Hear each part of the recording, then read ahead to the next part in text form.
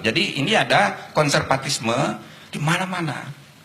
Saya juga ngalami, ada keluarga saya pakai dasi, gajinya sudah lumayan, ponakan saya. Satu hari dia berkenalan dengan pengajian. 1 minggu kemudian sudah lepas dasinya. Saya tanya kenapa? Kafir Pak, Om, kafir. Ya, dipakai dasi itu kafir. Sesudah 1 bulan dia minta berhenti lagi dari kantor itu. Loh kenapa berhenti?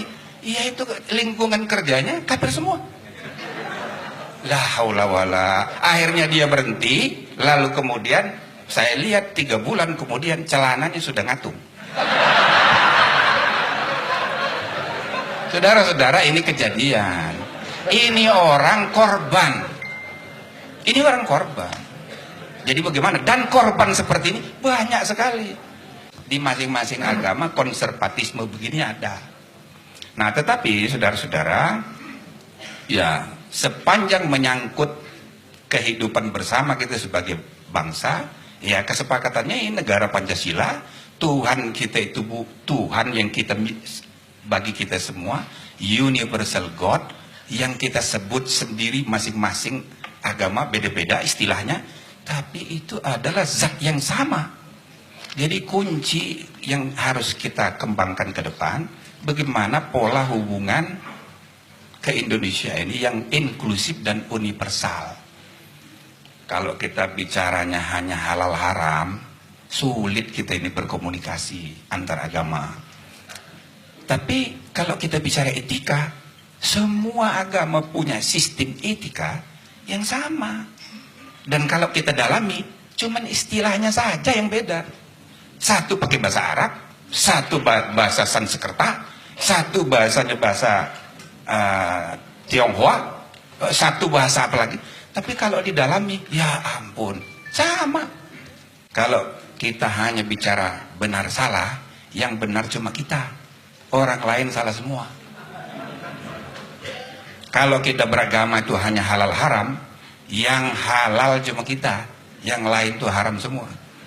Nanti ujung-ujungnya, ya kan, kalau tidak mendukung ini namanya kafir.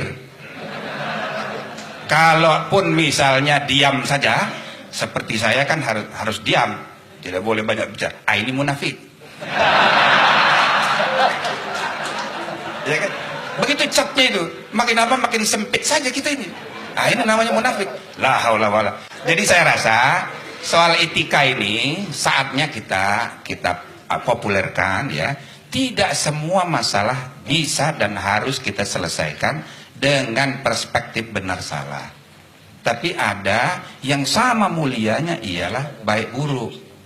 Ya kan? Saya sering menggambarkan secara besoroh, kalau Anda beragama hanya perspektif benar salah, baru separuh. Beragama itu baru separuh. Nanti menjelang mau masuk surga oleh malaikat di stop. Dulu iya hanya halal haram saja, baik buruknya belum. Paling kurang iya masuk surganya belakangan, orang lain dulu. Nah jadi saya bilang, kita jangan hanya selesai di urusan legalitas. Kemajuan peradaban suatu bangsa diukur oleh bagaimana tradisi beretika itu, ya sudah menjadi bagian dari kehidupan nyata. Kita masih belum.